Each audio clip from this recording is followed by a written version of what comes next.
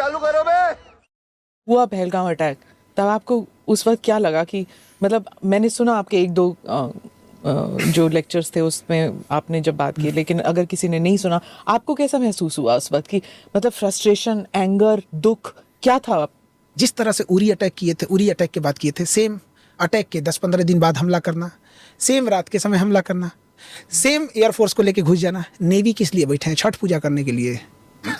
सही पकड़े हैं। जब IC-814 हाईजैक हुआ था तो आतंकवादी को जब बात हो गई कि हाँ 5 दिन 6 दिन हो गया विमान हाईजैक किए हुए, तो आतंकवादियों को छोड़ना पड़ा था। उस समय तो ये थे, आप आतंकवादियों को छोड़ दिए। एक नॉर्मल HIV का इंजेक्शन, यूज इंजेक्शन मार देते, उसको अब तक मर चुके रहते, सो अब तक जिंदा है सब। भाई आतंकवादी को बोलना कल तुम्हें छोड़ दिया जाएगा, खाने में कोई दवा मिला दो, सो जाएगा। इंजेक्शन लेके HIV मरीज को लगाओ, निकाल के इसको मार दो, हो गया, खत्म कर। छोटा सा मरकरी आता है, पारा डाल दीजिए, किडनी फेल, इटाइट मिनी माता बीमारी, किडनी फेल, खत्म कहानी। उसको ये लोग आतंकवादियों को छोड़े थे, बाद में वही संसद पे हमला किया। ये बड़ी अच्छी बात कही आप। ये जो अटैक होते हैं पाकिस्तान में या फिर बाकी जगह में, अननेम्ड, वो जो कहते हैं ना गनमैन, जो जानते नहीं है कि कौन है, नामालूम अफराद। ऐसे बिहार में ना डेली फास्ट होता है, पता नहीं कौन किसको मार के चल जाता है। बिहार के लोगों को हम लोग अपने यहाँ से ठेका दे दें ना, लाहौर में उतार दे 20 ठो, सुता दे सब लाहौर में आधा आदमी को। वो तो कह दीजिए ना नीतीश जी को करने के लिए। इस लड़ाई में हम लोग क्या हुआ, चाइना का सपोर्ट दिख गया खुल के पाकिस्तान को। चाइना अपने हथियारों का टेस्टिंग कर लिया, इंडिया से डाटा ले लिया कि कल को इंडिया कैसे जवाब दे रहा है। इनको तो दिख रहा था हम चाइना पाकिस्तान को मार रहे हैं, चाइना दिख गया कि हमको भी ऐसे ही मारिएगा। वहाँ पे चाइना के ड्रोन टेस्ट हो गए। वहाँ पे पाकिस्तान को क्या मिला, उसका जो इंटरनल डिस्प्यूट था, इमरान खान के प्रति सिंपैथी थी, सेना के प्रति जो असंतोष भड़क रहा था, सेना शांत हो गई। आसिम मुनीर 2 कौड़ी का गुंडा फील्ड मार्शल बन गया। वहाँ पर क्या हो रहा है, यहाँ पे IMF से लोन फंसा हुआ था, उसका लोन पास हो गया। पर जब वो आए थे मारने के लिए तो उन्होंने कहा कि मोदी को बताना कि हम मारेंगे, तो मोदी का नाम लिया ये उन्होंने। बात इंडिया को पाकिस्तान पे मार के तब बताना चाहिए था कि तुम्हारे आतंकवादी आए थे और कहे थे कि मोदी को बताना, तो मोदी कहाँ बताएंगे? पोस्ट ऑफिस से तो बताएंगे नहीं, खुद आके बताए हैं, लाहौर में घुस के मार के तब बताना चाहिए था कि तुम्हारे आतंकवादियों ने ऐसा बोला है। यहाँ पर वो तो चाहते थे कि ये बात पूरी इंडिया फैले, आतंकवादी तो ये चाहते थे यहाँ पे। और क्या मिला हम लोग को उसके बाद?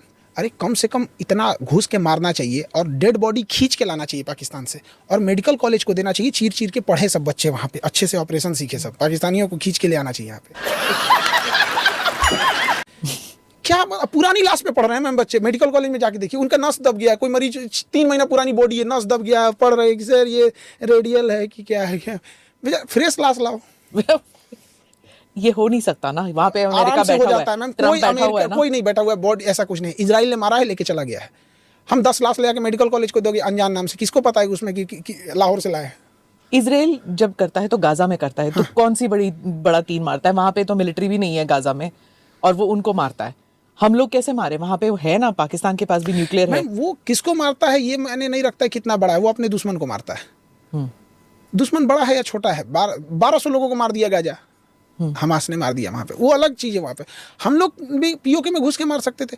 हम लोग 4 बिजली घर नहीं मार पाए उसका, 4 बिजली घर उड़ा देते, गर्मी के दिन में पूरी इंडस्ट्री खत्म हो जाती है पाकिस्तान की। क्योंकि हमारा ये मकसद ही नहीं था ना, भारत का मकसद था कि जो टेरर इंडस्ट्री है उसको मारना है, पाकिस्तान को मारना नहीं था। जो पाकिस्तान पैदा कर रहा है आतंकवाद को, हम तना काटेंगे, जड़ नहीं। हाँ, ये तो बेवकूफ़ी है सीधे। हम पाकिस्तान को नहीं मारना चाहते हैं तो इंदिरा गांधी बेवकूफ़ थे, अटल बिहारी वाजपेयी तब क्यों मारे?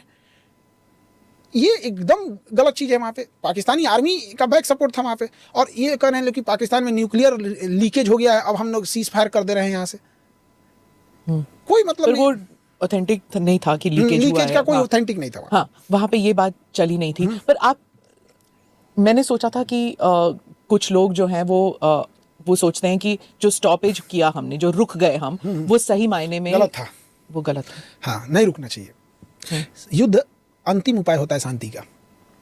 अगर हम चाहते हैं कि युद्ध ना हो तो युद्ध के लिए तैयार रहना पड़ता है। लोग पी जाते समंदर खारा ना होता तो। अगर युद्ध इतना ही खराब था तो बांसुरी बजाने वाले कृष्ण कन्हैया कभी महाभारत होने नहीं देते। कुछ होते हैं यहाँ पे युद्ध रहना। हर भगवान को देखिएगा शांति के प्रतीक हैं, लेकिन सबके पास अपना हथियार है। करुणा से भरे हमारे बजरंग बली, लेकिन गदा साथ में रखते हैं, करुणा से भरे हुए, क्या नहीं मांगने पे देते हैं यहाँ पे। कृष्ण भगवान हमेशा कौरवों से तो ऐसे बात करने गए थे 5 गांव मांगने, जैसे कोई बहुत मान एक याचक है, साधारण याचक, सुदर्शन चक्र लेके, तो युद्ध के लिए तैयार ये होना है। राष्ट्रपिता हमारे गांधी जी थे जो नॉन वायलेंस के प्रतीक थे, तो फिर वो भी तो है ना। गांधी जी नॉन वायलेंस के पुजारी थे। उस समय देश आजाद नहीं था, संगठन को लंबे समय तक बचा के रखने के लिए एक जरूरी था, क्योंकि अंग्रेजों के पास हथियार इतने ज्यादा थे कि संगठन बनाने में टाइम लगता है। अगर हम एक गर्म दल बनाते थे 10 साल में, वो 10 दिन में खत्म करके रख देते थे। जब लाशें गिरती थी तो लोगों का मोटिवेशन गिर जाता था। तो गांधी ने उस समय एक रास्ता निकाला कि अंग्रेजों के खिलाफ लड़ना भी है, संगठन भी मजबूत बना के रखना है, और साथ ही साथ क्या करना है, मोटिवेशन भी बना के रखना है। तो गांधी जी संगठित करते थे। इसी कांग्रेस से तो सुभाष चंद्र बोस निकले थे। सुब्रह में तो नरम दल वाले थे, गरम दल थे। ये तो गांधी की दूरदर्शिता थी कि हमारा आंदोलन जिंदा रहेगा लंबे समय तक के लिए। वरना भगत सिंह की कौन इज्जत नहीं करता है, क्या सुभाष चंद्र की इज्जत कौन नहीं करता है, चंद्रशेखर आजाद जी की इज्जत कौन नहीं करता है। लेकिन गरम दल को दबाना आसान होता है, और एक कोई इंसान जाता है तो कई लोग उससे प्रेरित होकर और आते हैं, और उससे कई गुना ज्यादा लोग थोड़ा सा कतराने लगते हैं। तो गांधी को रास्ता था। और दूसरा ये था कि अंग्रेजों को मारना था।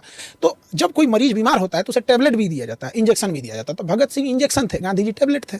सर क्या बात है सर, क्या बात, ये बात है। दोनों दिए नोट पे तो गांधी जी का ही फेस आता है ना। लंबा समय इसमें किसी किसी को लगता है कि गांधी का नहीं होना चाहिए, किसी को लगता है गांधी का होना चाहिए, लेकिन एक आंदोलन को 40 साल तक खींचने वाला इंसान था। हाँ एक इतना लंबा कार्यकाल किसका था? हाँ, लंबे समय तक खींचा था उस इंसान ने। देश जब आज़ाद हो रहा था तो नोआखली के दंगों को शांत कर रहे थे। सबने अपने अपने हिसाब से कुछ ना कुछ पद जरूर लिया। यहाँ तक तो इस बात का हो गया कि सरदार पटेल को गृह मंत्री, प्रधानमंत्री मिलना चाहिए। हाँ। आपको क्या लगता है कि बनना चाहिए था प्रधानमंत्री? एंटरिम सरकार में देखिए, प्रधानमंत्री जो सरकार चला रहे होते हैं उन्हें पता होता है कि गृह मंत्री इक्विवेलेंट टू प्रधानमंत्री है। गृह मंत्रालय के पास सारा होम चीज की पावर रहती है। वहां पर इलेक्शन होता है इंडिया में 1951 में, और सरदार पटेल जी की आकस्मिक मृत्यु होती है 1950 में। तो फिर कैसे बना सकते हैं जब आप कोई इंसान इलेक्शन से पहले ही मर जाते हैं? तो अब कुछ लोग का कहना है कि नहीं, जो एंटरिम गवर्नमेंट थी 3 साल की ना, उसमें क्या कर लेते? लॉर्ड माउंटबेटन बैठा हुआ था, आपका सेनापति नहीं था, आप प्रधानमंत्री बन के ही क्या कर लेते? जब सेनापति आपके जनरल बूचर था सेनापति, 1948 की लड़ाई में क्या हुआ? जनरल बूचर ने सेना ही नहीं भेजा, तो क्या कर लेते? तो बस ये है कि हम किसी को पसंद करते हैं, उसके अंत में हम किसी को गाली दे देंगे।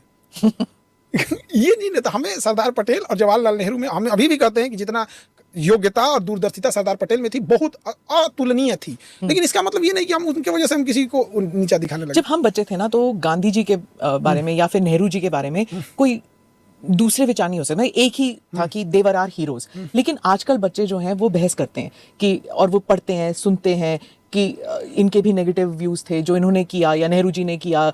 चाइना के प्रति जो नरम व्यवहार था नेहरू का, वो गलत था। तो अब जो है डिबेट वगैरह होता है, तो बच्चे आजकल की जनरेशन जो 4 बजे अपना 1.5 GB डाटा खत्म कर देते हैं।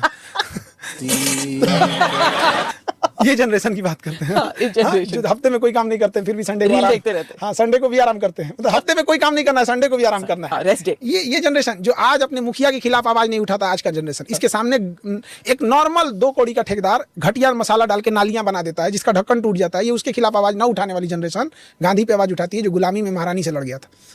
क्या बढ़िया था गुरु।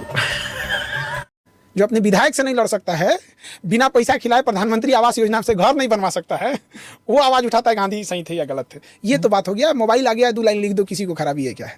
ये जनरेशन है यहाँ पे। उन दिनों टीवी देखा था, टीवी में जो मीडिया में चल रहा था कि हमने लाहौर पे कब्जा कर लिया है, इस्लामाबाद पे कब्जा कर लिया है, उसके बारे में ये अभी जो ऑपरेशन सिंदूर के टाइम, अरे इंडियन मीडिया वाले सब तो, हमको तो लग रहा था कुछ ये पत्रकार सब जो हो गए 3 फीट का पाइप खरीद के और लाहौर घुस गया था। हमको तो लग रहा है कि क्या हो गया है, ये नहीं समझ में आ रहा है। और उसमें पीछे से सायरन, अभी की ताजा खबर कराची से। एक तो कोई है, कोई चैनल वाला, अब हम यहाँ नाम नहीं बोलेंगे, वो तो पाकिस्तान पार करके अफगानिस्तान घुस गया था। तो क्या